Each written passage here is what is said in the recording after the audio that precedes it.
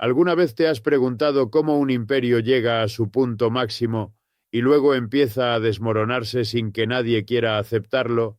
Hoy vamos a hablar de eso, de cómo los grandes poderes se levantan, se adelantan a todos y después, inevitablemente, comienzan su caída. Y sí, esto también está ocurriendo frente a nuestros ojos. Antes de continuar, suscríbete al canal y activa la campanita. Aquí analizamos temas globales desde la raíz, sin sensacionalismo y con argumentos sólidos. Cuando hablamos de Estados Unidos, hablamos del país que por décadas marcó el ritmo del mundo, pero lo que estás viendo ahora no es expansión, es declive. Y ese cambio se refleja en todo, en la economía, la política, las guerras e incluso en tu vida diaria. Muchos todavía piensan que lo que pasa es culpa de un individuo, de un presidente o de una tendencia temporal. Pero lo que estamos viviendo va mucho más allá de eso. No se trata de Trump, ni de Biden, ni del partido que gobierne. Se trata de un ciclo histórico que está llegando a su fin. Desde 1945 hasta 2010, Estados Unidos fue la puerta principal del poder mundial. Después de la Segunda Guerra Mundial, todos los grandes imperios estaban en ruinas. Gran Bretaña, Francia, Alemania, Italia, Japón, Rusia y China quedaron destruidos. Mientras tanto, Estados Unidos salió fortalecido, intacto y con todos los recursos para dominar. Ese dominio duró décadas. Se expandió por el mundo con su cultura, su economía y su fuerza militar. Pero como todos los imperios anteriores, llegó el momento en que esa posición privilegiada empezó a erosionarse.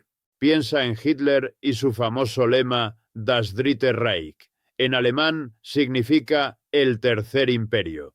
Su promesa era restaurar el poder absoluto de Alemania y para lograrlo invadió la Unión Soviética. El resultado fue catastrófico. Alemania, junto con sus aliados, quedó destruida. Ese fue el inicio de la Segunda Guerra Mundial y el fin de la era europea del dominio colonial. Después del conflicto, con Europa debilitada, los pueblos coloniales aprovecharon la oportunidad. India fue la primera gran nación en levantarse contra el Imperio británico, guiada por el movimiento de Gandhi. Fue una revolución no solo política, sino también moral. Y aunque obtuvo la independencia, el precio fue altísimo. La división religiosa y el sufrimiento que aún hoy siguen presentes. A medida que Gran Bretaña se retiraba del mapa colonial, Estados Unidos ocupó su lugar.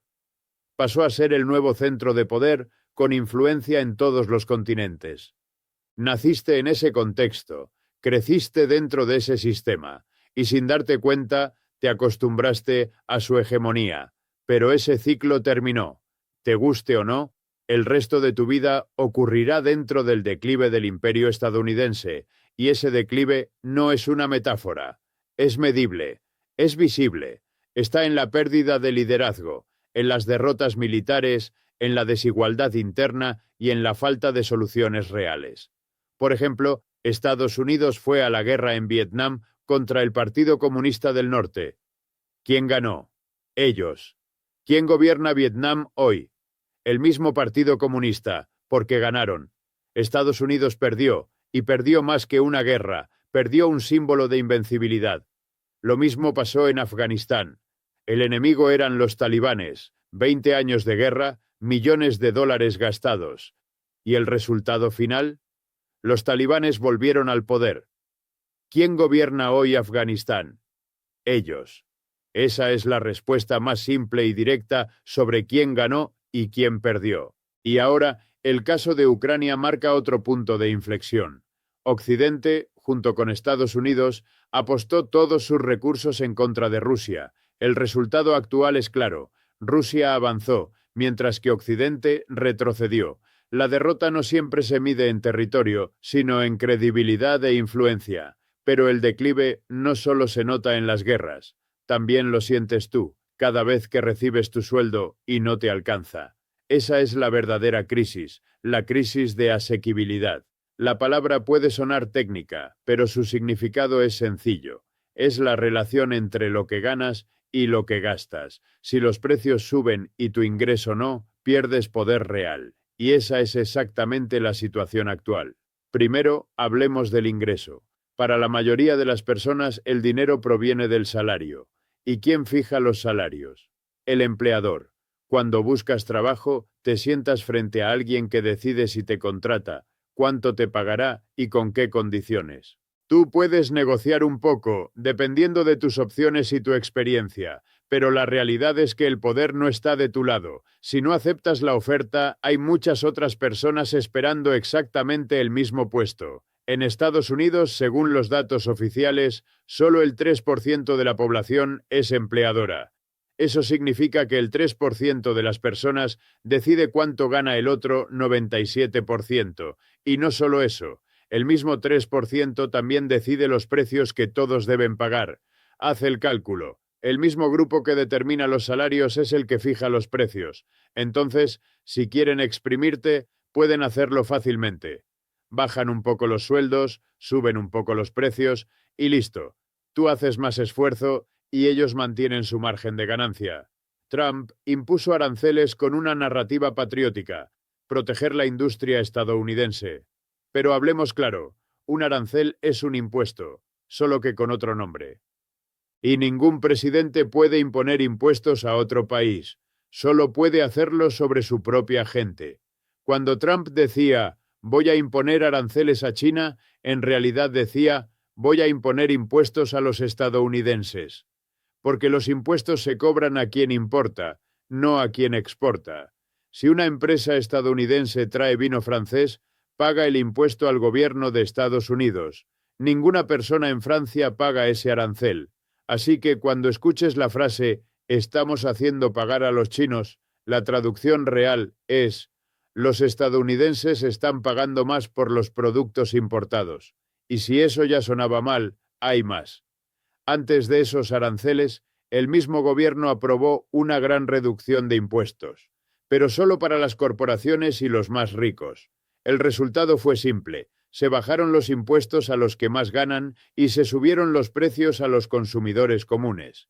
Después, cuando las empresas tuvieron que pagar el arancel, ¿qué hicieron? Aumentaron los precios. Y lo justificaron diciendo, tenemos que hacerlo para cubrir el costo del impuesto. ¿Y quién termina pagando al final?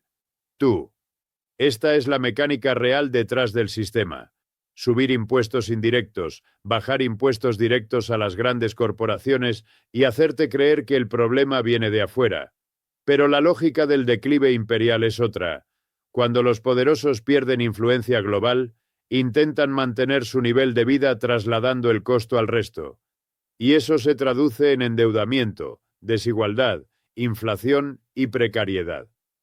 El resultado es que la carga de ese declive no recae sobre los más ricos, sino sobre la población común. Y de pronto, como pasa cada vez que un país entra en crisis, surge la tentación más antigua, culpar a los demás, a los extranjeros, a los inmigrantes, a cualquiera menos a quienes realmente controlan el sistema. Ya vimos cómo el declive imperial genera crisis de asequibilidad.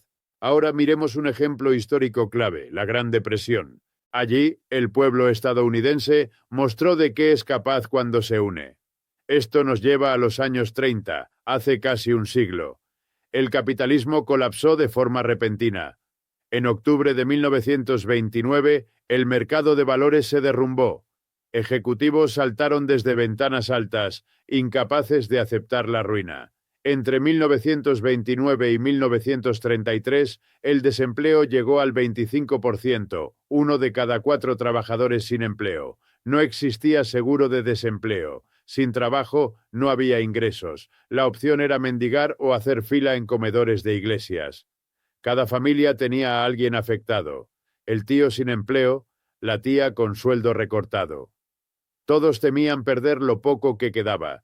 Aceptaban trabajos peores por menos dinero. Esto no fue una crisis corta. Duró toda la década de 1930. Por eso se llamó la Gran Depresión. Novelas como Las uvas de la ira de John Steinbeck capturaron el sufrimiento, pobreza masiva, desempleo y pérdida de dignidad. Pero ocurrió algo notable. El pueblo se levantó. Dijo, esto no es aceptable. No tolerarían malos salarios ni desempleo masivo. Se volcaron hacia la izquierda políticamente. Eso difería de tendencias recientes, donde la ira lleva a la derecha. Se unieron a sindicatos en masa. Fue la mayor campaña de sindicalización en la historia de Estados Unidos. Millones de trabajadores, hombres y mujeres, se organizaron. Personas sin tradición sindical se sumaron. Sus padres nunca habían estado en uno. Lo hicieron para resistir. También fortalecieron partidos socialistas y comunistas. Trabajaron con los sindicatos. Formaron la coalición del New Deal. Exigían un nuevo trato para el país. Venían de todas partes, norte, sur, este, oeste. Su fuerza se medía en millones. Fueron al presidente Franklin Roosevelt. Le dijeron, haz lo que ningún presidente ha hecho. Ayuda al pueblo común. Bajo esa presión, Roosevelt actuó rápido. Creó el sistema de seguridad social. Antes no existía. Aprobó el primer salario mínimo federal. Implementó compensación por desempleo en todos los estados. Contrató a 15 millones de desempleados en empleos públicos. ¿De dónde salió el dinero? De impuestos a corporaciones y ricos. Lo que no se grabó, se pidió prestado. Ese dinero benefició a la mayoría. Seguridad social para ancianos, compensación para desempleados, salario mínimo para trabajadores, empleos federales para millones. Un presidente grabó a los ricos para ayudar a clases media y baja. ¿Qué le pasó? Lo reeligieron 3 veces. Fue el más popular en la historia del país. Esto prueba que un político puede actuar así. Necesita presión desde abajo. El New Deal no solo logró reformas, llevó a la solución real de la depresión. El capitalismo hace difícil resolver estas crisis. ¿Qué nos sacó de ella? La Segunda Guerra Mundial. Metimos a millones de desempleados en el ejército, a los demás en fábricas de uniformes, armas y aviones. Así volvimos al pleno empleo. Pero corporaciones y ricos estaban furiosos. No les gustaba pagar más impuestos. No querían prestar al gobierno para beneficio ajeno. Cuando acabó la guerra, cambiaron el rumbo. Nuestro aliado contra el fascismo fue la Unión Soviética. Aún así, giramos rápido. Harry Truman, un presidente poco conocido del Medio Oeste, tomó el control. Convirtió el problema en amenaza externa. Redefinió a los militantes. Los sindicalistas, socialistas y comunistas no fueron héroes. No se les celebró por lograr el mejor programa para trabajadores. No por apoyar al presidente más popular. De la noche a la mañana, entre 1945 y 1947, los cambiaron. Los pintaron como agentes extranjeros. Inventaron una historia sobre la Unión Soviética. Un país pobre en Europa del Este nos invadía.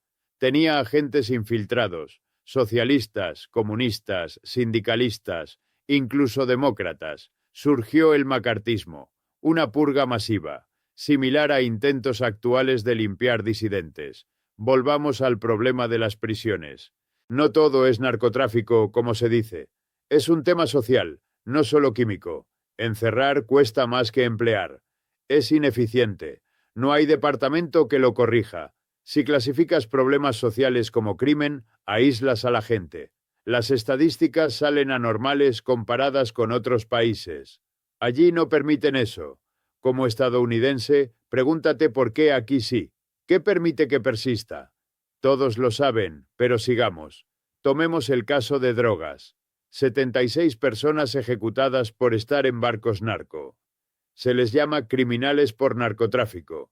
Fui a Harvard para licenciatura, luego maestría en Stanford, 2 maestrías más y doctorado en prisión. Suena a broma, pero es real. En esas escuelas prestigiosas, las drogas estaban en cada cuarto. ¿Quién fue arrestado? Nadie. ¿Policía allanó casas? Nunca. ¿Estudiantes temían problemas? No. Es social, no químico. Lo vives ahora. Yo también. Repasaré detalles, pero mira el panorama. El imperio acabó de 1945 a 2010. Fuimos dominantes postguerra. Otros se destruyeron mutuamente. Hitler prometió el Tercer Reich, invadió la URSS, desataron la guerra.